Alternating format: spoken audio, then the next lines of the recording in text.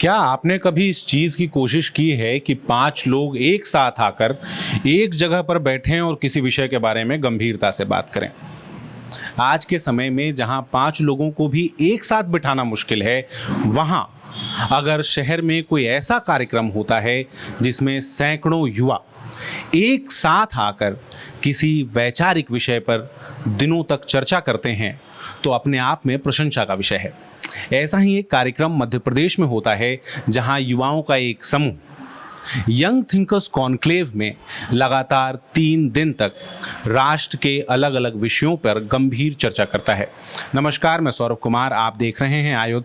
और आज young thinkers conclave के बारे में, यंग थिंकर्स फोरम के बारे में बात करने के लिए हमारे साथ यंग थिंकर्स फोरम के डायरेक्टर आशुतोष सिंह ठाकुर हैं।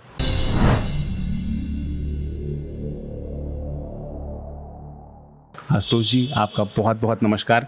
ये जो कार्यक्रम होता है यंग थिंकर्स कॉन्क्लेव, इसके बारे में हम लगातार सोशल मीडिया पर देख रहे हैं। हमारे दर्शक भी जानना चाहेंगे और मैं भी जानना चाहता हूँ कि आखिर यंग थिंकर्स कॉन्क्लेव करने के पीछे का विचार क्या है, क्योंकि इस तरह के कार्यक्रम तो देश भर में अलग अलग जगह होते हैं, एक अलग कार्यक्रम क्यों? धन्यवाद सौरभ जी। आयुध की टीम को, सभी दर्शकों को नमस्ते। यंग थिंकर्स फोरम या यंग थिंकर्स कॉन्क्लेव क्या है? भारत में हम अलग अलग विषयों पे कई सारे काम होते हुए देखते हैं, कई सारी चर्चाएं होते हुए देखते हैं, लेकिन कुछ राष्ट्रीय महत्व के मूलभूत विषयों पर चिंतन, मंथन, मनन, विचार, विमर्श, संवाद, स्वाध्याय करते हुए युवा यदि आपको एक जगह देखने को ना मिलें तो यंग थिंकर्स कॉन्क्लेव जैसे आयोजन करने पड़ते हैं। ये प्रबुद्ध युवाओं का एक बौद्धिक और वैचारिक महाकुंभ है जो मध्य प्रदेश में लगभग 4 वर्षों से लगातार आयोजित हो रहा है। और इसमें हमारा उद्देश्य होता है कि युवाओं के बीच में वैचारिक विमर्श हो, ताकि उनका बौद्धिक परिष्कार हो और वैचारिक स्पष्टता आए। क्योंकि आज के समय में भारत को आवश्यकता है एक विजनरी युवा की। तो एक विजनरी यूथ तब तक नहीं होगा तब तक उसको वैचारिक स्पष्टता नहीं होगी, इंटेलेक्चुअल आइडियोलॉजिकल क्लैरिटी नहीं होगी। और आइडियोलॉजिकल क्लैरिटी तब आएगी जब बौद्धिक परिष्कार होगा, जब बहुत सारे विषयों की जानकारी होगी। तो पहले ज्ञानार्जन करना और फिर उस पर चिंतन, मंथन, विमर्श करना, उस पर डिस्कोर्स करना, उस पर ब्रेनस्टॉर्म करना। So we need the people who can think, जो सोच सकते हैं, मंथन कर सकते हैं। मैं यंग थिंकर्स फोरम के पेज पर फोटोज देख रहा था, वक्ता बोल रहे हैं और फ्रेम जहां तक जाता है वहां तक युवा ही युवा हैं, तो संख्या का अनुमान लगा पाना बड़ा मुश्किल हो रहा था। यंग थिंकर्स कॉन्क्लेव की संरचना कैसी रहती है? इसमें लगभग कितने युवा प्रतिस्पर्धा के लिए आते हैं? विषय क्या रहते हैं और वक्ता किस तरह के? यंग थिंकर्स कॉन्क्लेव का एक पूरी रूपरेखा या स्वरूप इस प्रकार का रहता है कि ये 2 अथवा 3 दिन का एक आयोजन होता है, जिसमें हम पूरे विश्व भर से ऑनलाइन पंजीयन के माध्यम से युवाओं को सिलेक्ट करते हैं। 18 से 40 आयु वर्ग के युवा इसमें पंजीयन कर सकते हैं। और हमारी टीम जितने भी पंजीयन आते हैं उसमें से 300 से 350 डेलीगेट्स को उसमें चुनती है। वो 350 डेलीगेट्स इस कॉन्क्लेव में प्रतिभाग करते हैं। कुछ सत्र होते हैं जो ओपन होते हैं, जिसमें जो आप कह रहे हैं कि सभी लोगों की इच्छा होती है, रुचि होती है, तो सभी लोग आना चाहते हैं। तो एक सत्र हम ऐसा रखते हैं जो ओपन रहता है, जिसमें सभी लोग आ सकें, सभी लोग बैठ सकें, टेस्ट ले सकें किस तरह का है। लेकिन बाकी 2 दिन के जितने भी वैचारिक सत्र हैं वो हम केवल उन चयनित प्रतिभागियों के साथ, डेलीगेट्स के साथ ही रखते हैं। और देश भर, दुनिया भर से हम बुद्धिजीवियों को, एकेडमिशियंस को, स्कॉलर्स को, ऑथर्स को, जर्नलिस्ट को, आर्ट एंड कल्चर से, फिल्म इंडस्ट्री से, अलग अलग क्षेत्रों के सक्रिय वक्ताओं को इसमें बुलाते हैं, विषय विशेषज्ञों को, जो अलग अलग विषयों पे हमारे युवाओं को एक्सपोजर भी मिलता है और अलग अलग विषयों पे ब्रेनस्टॉर्म भी करते हैं। इस बार के कार्यक्रम के अगर हाइलाइट्स में जानना चाहूँ तो किस तरह के वक्ता हैं और क्या विषय हैं? इस बार हमारे मेजर 6 थीम्स हैं।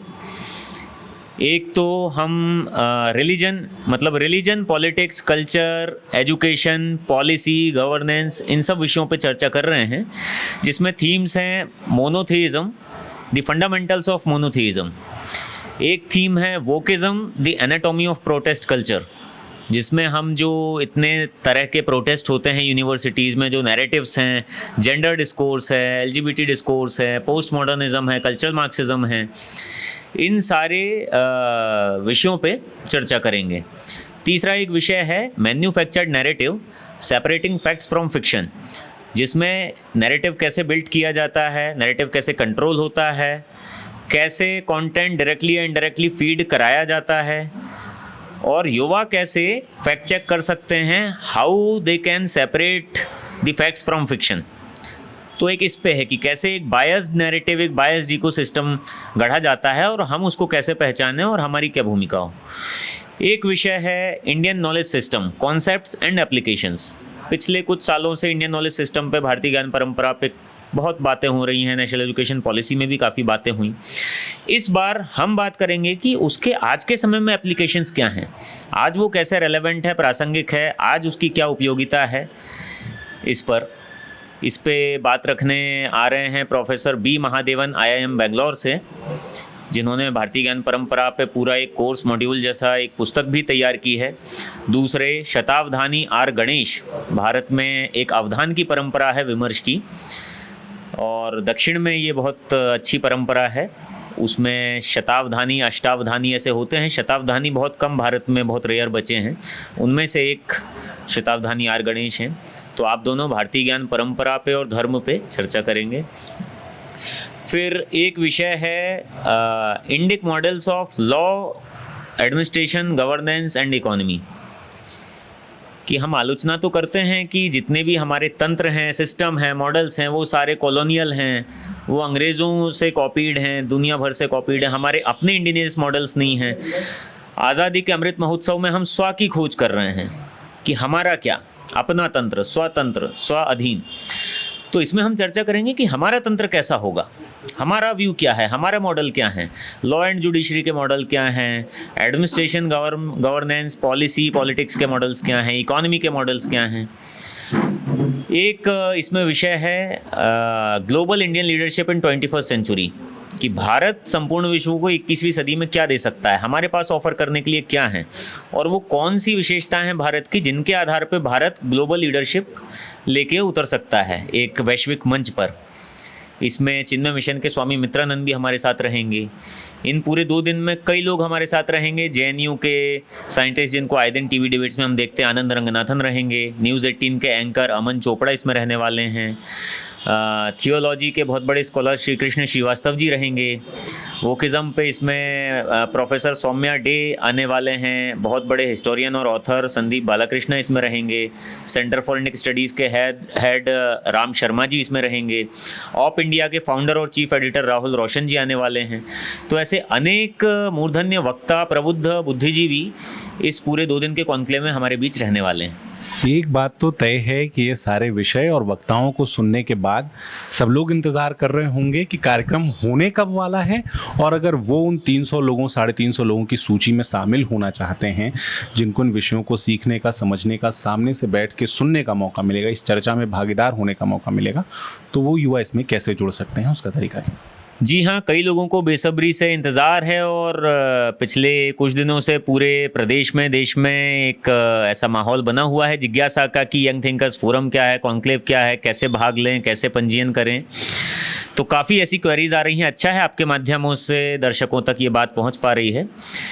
जो भी युवा इस बड़ी अपॉर्चुनिटी से लाभान्वित होना चाहते हैं, एक्सपोजर पाना चाहते हैं, इन 2 दिन में कई वर्षों का और कई पुस्तकों का ज्ञान एक साथ, कई बुद्धिजीवियों से एक साथ इंटरेक्ट करना चाहते हैं। इसमें कई बुक लॉन्चेस भी होंगे, कल्चरल सेशंस भी होंगे, पैरेलल सेशंस भी होंगे, ग्रुप डिस्कशंस भी होंगे। तो बहुत बड़ा बौद्धिक वैचारिक महाकुंभ होगा। जो इसमें सम्मिलित होना चाहते हैं वो सर्वप्रथम तो यंग थिंकर्स फोरम की वेबसाइट पर अपना पंजीयन कराएं, www.youngthinkersforum.com। इस वेबसाइट पे 18 से 40 आयु वर्ग के कोई भी युवा पंजीयन कर सकते हैं। पंजीयन निःशुल्क है। पंजीयन करने के बाद हमारी टीम सारे रजिस्ट्रेशंस को रिव्यू करेगी और उनकी प्रोफाइल के आधार पे आपका पास्ट एक्सपीरियंस, आपका अचीवमेंट, आपकी प्रोफाइल, आप कितने एक्टिव हैं, कितने डायनेमिक हैं, कितने एक्सप्रेसिव हैं, आप किसी भी विचार को समाज के अलग अलग वर्गों में ले जाने की क्षमता रखते हैं क्या, आप भविष्य के ओपिनियन लीडर या थॉट लीडर बन सकते हैं क्या, इस तरह का पोटेंशियल यदि आप में पाया जाता है तो उनको हम सेलेक्ट करते हैं, उनको कंफर्म करते हैं और उनको समय देते हैं ताकि वो अपना पार्टिसिपेशन हमें कंफर्म कर सकें। डेलीगेशन फ़ीस इसकी ₹1000 है, क्योंकि इसमें हम 3 दिन उनकी सारी व्यवस्था करते हैं, उनका एकोमोडेशन, फूड, लॉजिंग सब कुछ इसमें इंक्लूडेड है।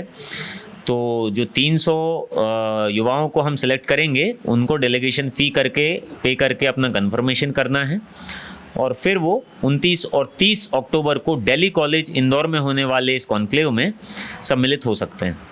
आमतौर पर हम आपसे वीडियो के आखिर में कहते हैं कि आयुध फेसबुक, ट्विटर, इंस्टाग्राम पर अवेलेबल है, लेकिन आज हम आपसे कहेंगे कि young thinkers forum Facebook, Twitter और इंस्टाग्राम पर अवेलेबल है। साथ ही यंग थिंकर्स फोरम का वेबसाइट भी है। अगर आप इस कार्यक्रम से जुड़ना चाहते हैं, अगर आप चाहते हैं कि देश भर में चल रही चर्चा को, विश्व भर में चल रहे नैरेटिव को समझ सकें और बेहतर तरीके से, तो यंग थिंकर्स फोरम में रजिस्टर जरूर करें और इस कार्यक्रम से जरूर जुड़ें। आपका बहुत बहुत धन्यवाद।